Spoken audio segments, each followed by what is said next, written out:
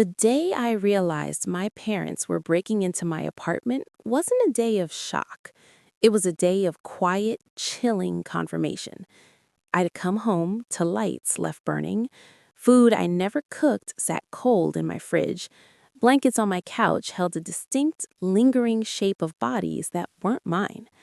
Every corner of the space I paid for whispered a terrible truth. I wasn't living alone at all. People say families cross lines out of love, but what if crossing lines is the only language they know? What if their version of love feels like a slow, constant siege? My name is Elise. At 29, I still flinched when my phone lit up with Evelyn, mother. I still felt a cold knot in my stomach when my father, Thomas, used that soft, guilt-laced tone designed to make me surrender quietly. In our family, a boundary wasn't a limit, it was a challenge. Growing up, privacy was a myth. My bedroom door might as well have been a suggestion. Evelyn would glide in, a silent phantom or a humming storm, her eyes scanning everything. My diaries, my sketches, my thoughts were all open for her inspection under the guise of maternal concern. "A mother knows," she'd say, holding up a page. "Why would you hide this from me?" She never asked why I felt the need to hide in the first place. Thomas was the silent accomplice. "Just keep the peace, Elise," he'd murmur, avoiding my eyes. "You know how she worries." Meanwhile, my younger sister, Lydia, lived under a different sun. Her room was a sanctuary. Her mess was creative expression. Her rebellions were finding herself. My attempts at autonomy were defiance.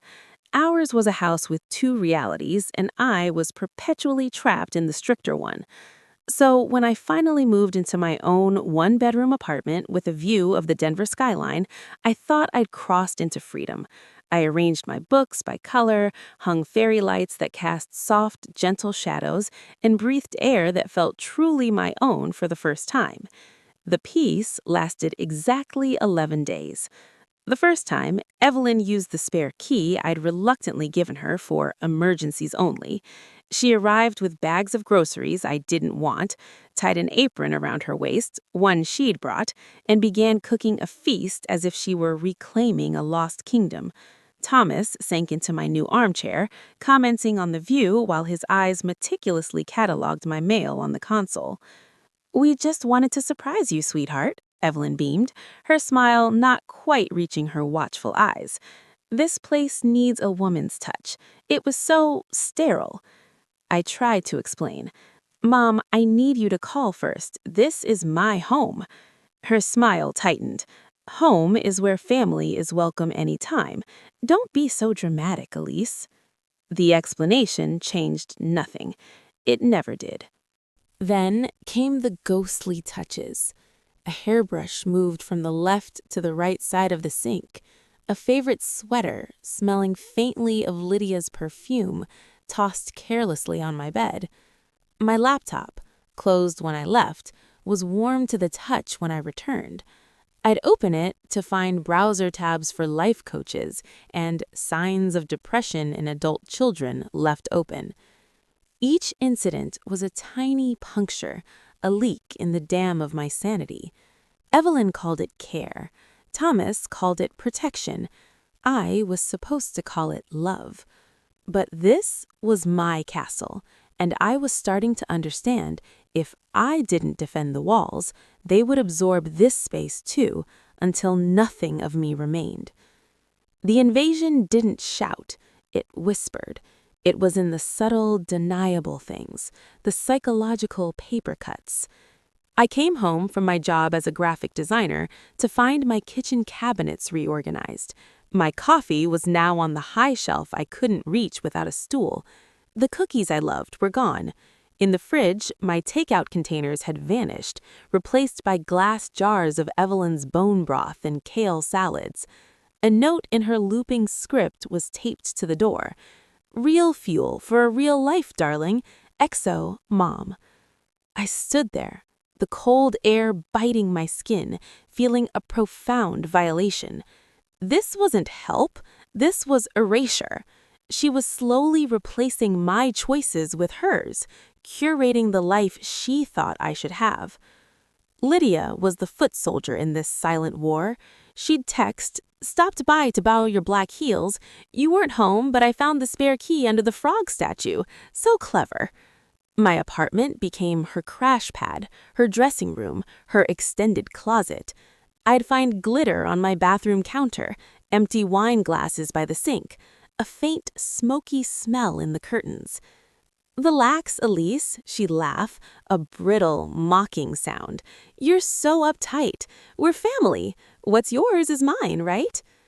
But the catalyst, the moment my fear crystallized into cold, hard resolve, happened on a Tuesday. I'd been working on a freelance portfolio piece for weeks, a deeply personal series of digital paintings about anxiety and enclosure. I'd saved it on a private, password-protected drive, or so I thought. I came home to find my laptop open on the coffee table, the screen glowing in the dim room. On it was not my artwork, but a document, a list, headed "Concerns vis-a-vis Elise's mental state." Bullet points detailed my isolation, my choice of minimalist decor, cold, unloving, my resistance to family support. At the bottom, in Evelyn's handwriting, scrawled on a notepad next to the laptop, was, "Discuss with Dr. Evans, possible intervention." My blood turned to ice. They weren't just in my space, they were in my mind. They were diagnosing my autonomy as illness. My hands shook as I called her. "Mom, did you go through my computer today?" Her sigh was a masterpiece of long-suffering patience. "Elise, your landlord called me. He said you'd been looking strained. I was worried sick. I came to check on you." "You lied to get in," I whispered, the betrayal a sharp stone in my throat. "It's not a lie when you're saving someone from themselves." Her voice sharpened. "You're drifting away. You need an anchor. We are your anchor, whether you like it or not." That night, I didn't sleep. I sat on my floor, hugged my knees, and finally admitted the terrifying truth. There was no reasoning with this, no boundary strong enough. My home was not a sanctuary. It was the front line. The next day, during my lunch break, I saw my therapist, Dr. Chen. I laid it all out, the intrusions, the list, the suffocating fear. She listened, her expression growing graver. "Elise," she said softly, "this is beyond overbearing. This is coercive control. They are pathologizing your healthy independence. Your home is psychologically compromised. For your well-being, you need to create a space they cannot access, permanently." The words were a shock and a relief. Someone with authority had named the monster, coercive control. "What do I do?" My voice was small. "You need to disappear," she said, not unkindly. "You need to move without a trace, and you need to make your new location a fortress." The midnight escape. Planning my disappearance felt like planning a prison break. It was terrifying and exhilarating. I found a building called the Apex in lower downtown. It had everything: 24/7 concierge, key card access for everything including the elevators, security cameras at every turn, and a policy of zero tolerance for unauthorized guests. It was a bunker for the soul. I toured it alone, giving a fake name at first. When I stood in the empty, sunlit unit on the 14th floor, the quiet was so profound I could hear my own heartbeat. I signed the lease that afternoon. The move required precision. I told no one. I enlisted my only two trusted friends, Mara and Leo. We met at my old apartment at 1 a.m. on a Saturday. "Why the covert ops vibe?" Leo whispered, taping a box shut. "Because if they find out," I said, my voice low, "they will physically stop me. They will cry, they will guilt, they might even take my keys. I will never get out." We packed only the essentials: clothes, my professional equipment, my true personal treasures. I left behind anything tainted by them, the garish vase Thomas gave me, the inspirational books from Evelyn, the jewelry Lydia was always borrowing. I wanted no bridges, no excuses for them to follow. As we carried the last box to the rented van at 4 a.m., the sky was a deep indigo. I took one last look at my first apartment. It wasn't home anymore. It was a crime scene. I slipped the spare key and a brief, formal letter of termination into my landlord's mail slot. No forwarding address. At the Apex, the night concierge, a stern-faced man named Jonas, verified my ID, handed me 2 keycards, and said, "Welcome home, Ms. Ellis." I'd used my middle name, Ellis, on the lease. That simple, respectful acknowledgement almost made me cry. My new front door closed with a solid, final thud. The silence that followed wasn't empty. It was full of me. For 3 days, I lived in a beautiful, suspended bubble. No phone, no internet, beyond checking work email. Just the sacred silence of my own space. I cooked a meal and left the dishes in the sink just because I could. I slept for 10 hours straight. On the morning of the 4th day, I turned my phone on. It exploded. 87 missed calls, 212 text messages. From Evelyn, "Elise, where are you? Answer me now. This is cruel." From Thomas, "Your mother is having chest pains. This is on you." From Lydia, "What the F, Elise? Everyone is freaking out. Call mom." And then I saw it. A public post from Lydia, shared over 200 times. "Help! My older sister is missing. She may be in a mental health crisis or worse. Last seen in Denver. Please share. #find Elise. #missing person." There was my photo, my name, my old address. A hot wave of nausea and fury washed over me. They had weaponized concern. They had made me a public project. My phone rang. Blocked number. A deep, calm voice. "Ms. Morgan, this is Detective Vega with Denver PD. We need to speak with you regarding a wellness check and a subsequent disturbance at your former residence." My heart hammered against my ribs. "A disturbance?" "Your family attempted to gain entry. The current tenants called it a break-in. Can you come to the station?" The line in the station. The police station was a cacophony of fluorescent lights and low murmurs. Detective Vega, a woman with tired eyes and a no-nonsense demeanor, led me to a small, tense room. The scene was a grotesque family portrait. Evelyn sat weeping, her performance worthy of an award. Thomas loomed behind her, red-faced with a mix of anger and humiliation. Lydia was in the corner, arms crossed, looking more petulant than worried. When Evelyn saw me, she let out a wail and lunged forward.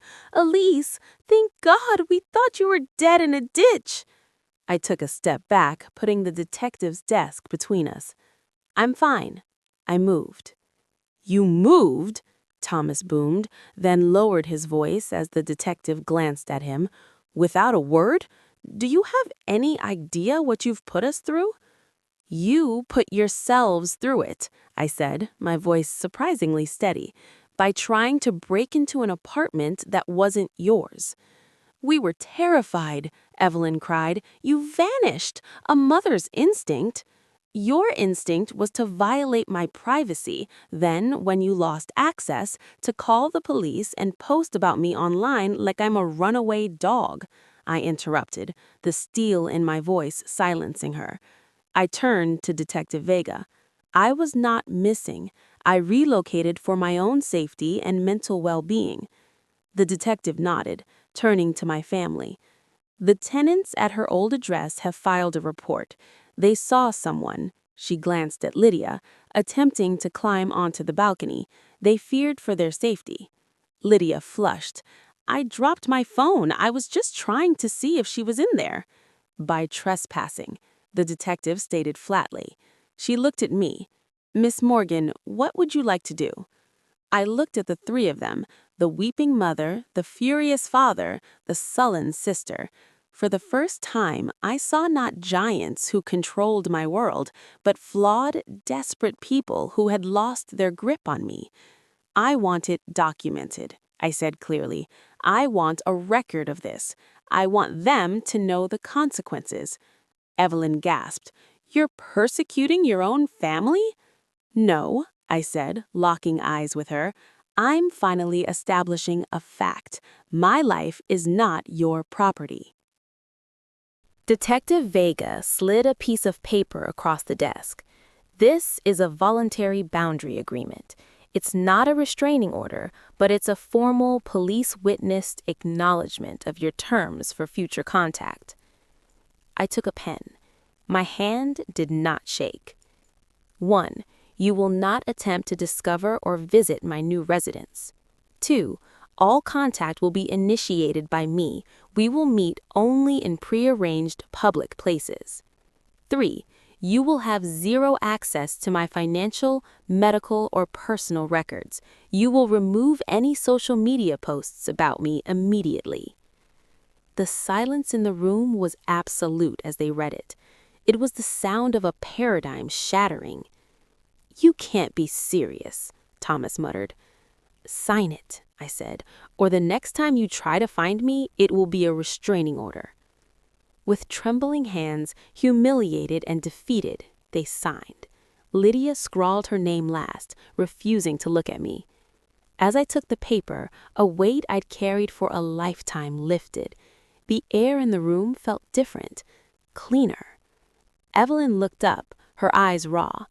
I just loved you too much. I folded the agreement neatly. No, Mom, you love the idea of controlling me. That's not love, it's possession. I turned to leave. Will we ever see you again? Thomas asked, his voice stripped of its usual authority, just old and tired. On my terms, I said from the doorway. Only on my terms. The cold night air outside the station was the sweetest I'd ever breathed. It tasted like freedom. It tasted like mine. The silence in my apartment at the Apex is no longer just an absence of sound. It's a presence. It's peace, earned and fiercely guarded.